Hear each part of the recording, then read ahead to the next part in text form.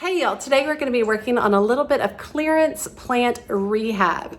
So I picked up some plants that were on the clearance rack at my local Lowe's, and I would like to see if I can rehab them and try to get them back up to par before the fall season hits.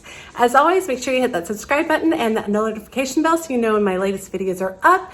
And make sure you drop me a comment below. Do you shop the clearance section at your local nursery or Lowe's or Home Depot? Have you found some really good goodies there? Have you tried to rehab them? And have you had success? Okay, before we get started on the rehab clearance plants, I did want to show you in here, if you remember, I started seeds. So I just wanted to give you an update. Everything's looking really good.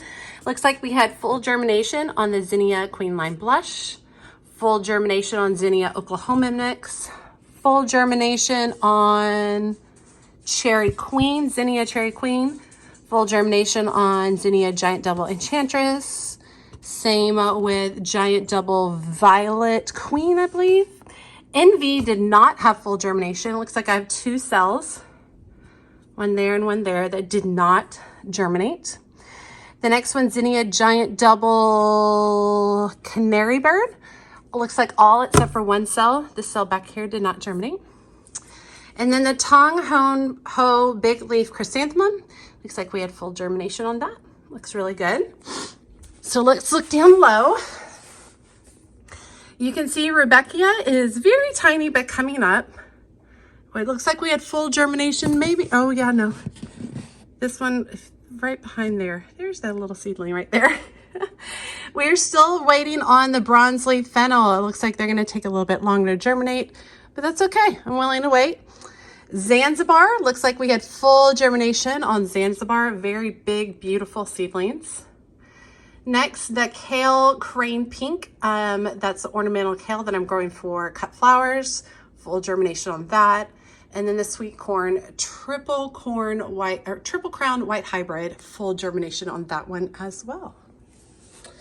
And let's go down here. The Marigold Mission Giant Yellow, full germination on all of those. It's kind of interesting because you can kind of still see the seed heads on some of those. See that right there? Like, it just amazes me. See those little seeds? See right there. Watching the plants come out of that tiny little thing. Then a full germination on the Feathertop Grass. Hopefully I won't kill it this time. And then on Winged Everlasting, it looks like we had six of, look at that guy, still coming up right there. So 7 of 8 cells. This cell right here has nothing going on in it yet, but literally when I checked this like early this morning, it was not there. So still looking forward to that. These all had domes on them until most everything had sprouted. And they do have a heating pad underneath them. I don't think the heating pad is relevant because it's hot, 74 degrees in my house, which I guess that's cold for a lot of people. A lot of people keep theirs at 78, 80.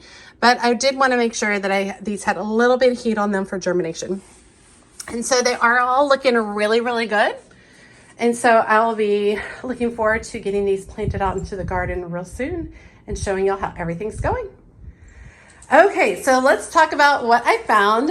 This one right here is a purple fountain grass. It is in a 2-gallon, oh, there we go. It is in a 2-gallon container.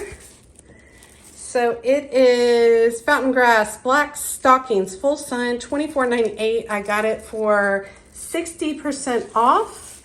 Its stats are 5 to 6 feet tall, full sun, full light, hardy to 32 degrees. So it is an annual in my area.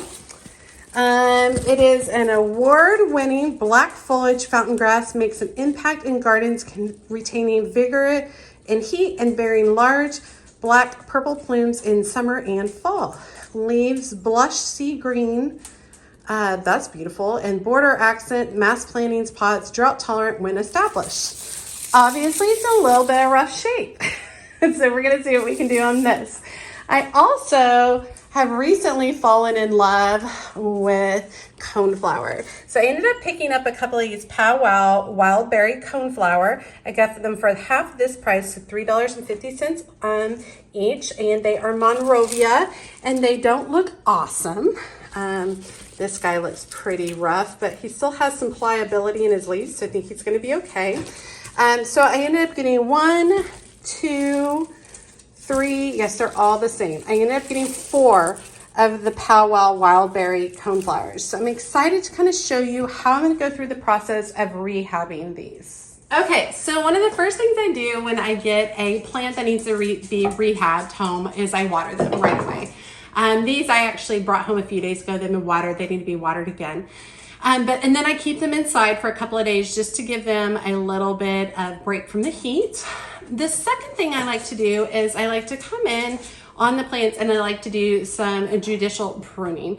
So basically I'm going to come in and I'm going to remove any kind of flowers, seed heads, anything along those lines. Let me get my clippers to work.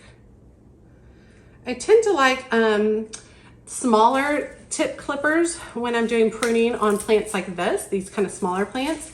I'm going to trim off any kind of dead foliage I see in here. I'm going to pull it all out. Basically, I'm going to be removing anything that I think the plant is suffering with or that the plant is expending energy with. Because like these right here, coneflowers have seed pods, right? So the plant is basically spending time working on these seed pods. And I'm not really worried about that because these are perennial in my area. And I don't really need it to make seed pods because I obviously just bought 4. And so what I want to do is remove those seed pods so that the plant does not spend any energy on those. I'm going to remove any kind of dead foliage that doesn't look pretty, anything like that. The idea is to have the plant focus on root growth and on creating new leaves and potentially new flowers. I doubt I'll get new flowers from these this year, but that's okay for $3.50 perennials. Okay. All right. That looks good already. All right. So I got that cleaned up a little bit. Let's look at the other ones. I like to kind of work it on a Lazy Susan. I think it's easy. I'm working inside right now because it's just stupid hot outside. So let me come in here, move this stem in here. Look at that guy, right? And the plant is spending energy on that. We don't want to waste any energy with these plants that we're trying to rehab, right? We want them to focus on new, healthy growth.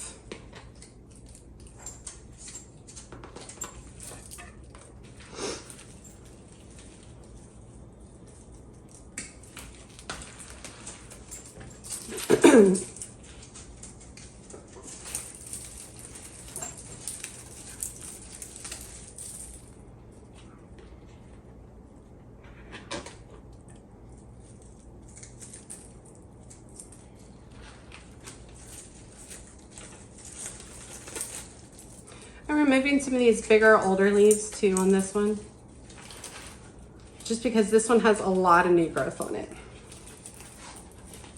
Okay, that already looks like 1,000,000 times better. Okay, next.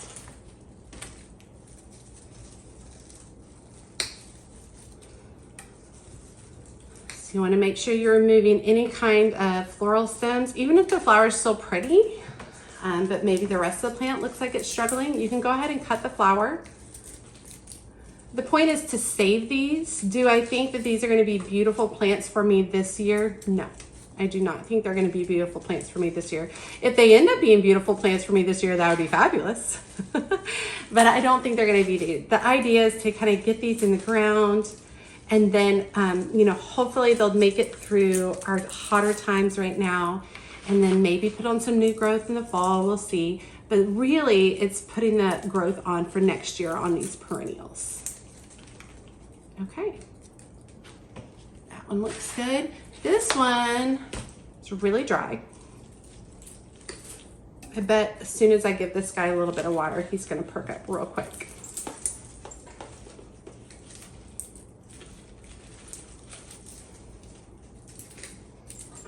There's a lot of nurseries in my area that are putting their plants for half off right now because everything's dying. They just don't have enough shade to keep everything healthy. We have a few nurseries that are selling their stock and then closing until August, just because these temperatures are unprecedented in our area. So they're really, really rough. Okay, so I started with those. Let me show you the next step with the coneflowers. Okay, so I'm starting with a seed tray, and when I have rehab plants, I really like to water them from below instead of on top. If you're watering them on top, a rehab plant, they've already got some damage, right? They're already struggling, and it can add more issues regarding mildew, disease, and that type of thing if you start by watering them on top. So I like to put them in a seed tray, and I like to fill it with water and allow them to wick up the moisture from below. So let's get that done.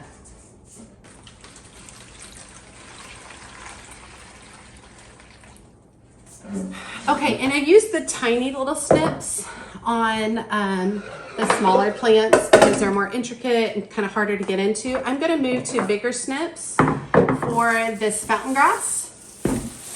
Not going to be able to see me very well. But here, let me move to the side a little bit. There we go. Okay, so obvious, all this dead stuff down here we want to remove, right? So I really got to kind of pull back into the plant. And being careful not to cut my fingers, because if you're one of my people who's been around for a while, you remember when I cut my finger, right? That sucks. It was with these guys. That was a rough day. All right, so I'm just gonna go through and I'm gonna start pulling out anything that is dried, dead, broken. It's a key thing too. If you have a leaf that's been smashed, like I've got one right over here that's been broken and smashed, go ahead and cut it off so the plant doesn't waste time on it, all right? That's all you need to be thinking about on this, is removing things that you don't want the plant wasting time on, all right? Because you want it to focus on creating new leaves or blooms or whatever it is that you're working with.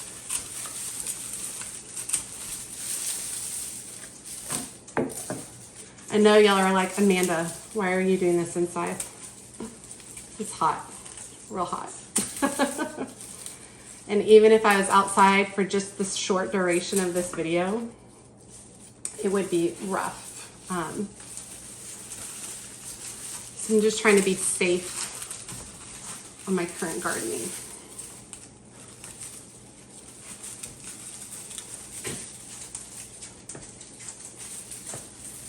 Kind of working around the base of the plant right now. Some of these I'm just kind of able just to pull off, but I want to be careful because I don't want to break good leaves in here.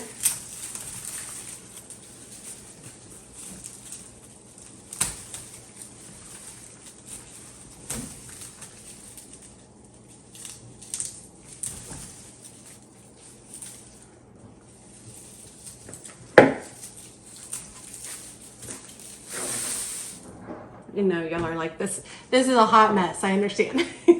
You've got to admit, it's already looking better, right? Because under all that dead stuff was a really pretty plant under here. And it has tons of fresh stalks coming up from it. There's a beautiful plant in here. It was just covered under all the stuff that wasn't looking really great, right? Look at all this.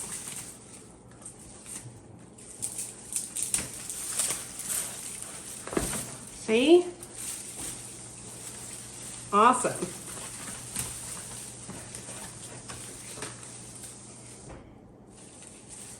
Okay, so I've kind of worked around the bottom. I'm going to go and look on the top to see if I've got any things that's kind of damaged. I'm actually going to switch to the smaller ones so that I don't cut myself. Anything that doesn't look like awesome is going to get trimmed off. So like the ends of the leaves, it looks really like half the leaf is good and half of it is not looking great. I'm just going to go ahead and trim off the not so great looking part.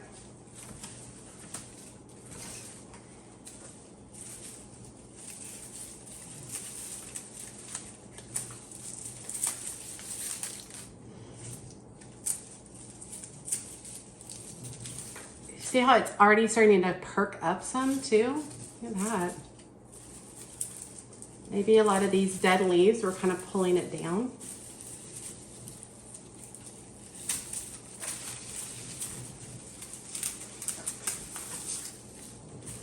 And giving it a break from all these dead, dying leaves may help it push brand new growth from the very base of the plant, which would be wonderful too.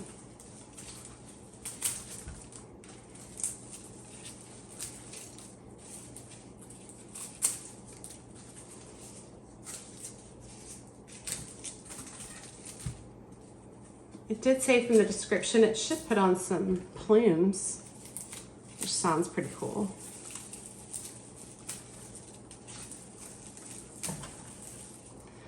I don't tend to rehab a lot of a lot of annuals. I tend to rehab more perennials because I'm gonna get better use, but I was intrigued by this guy because I think he'll be really great fall interest in my garden.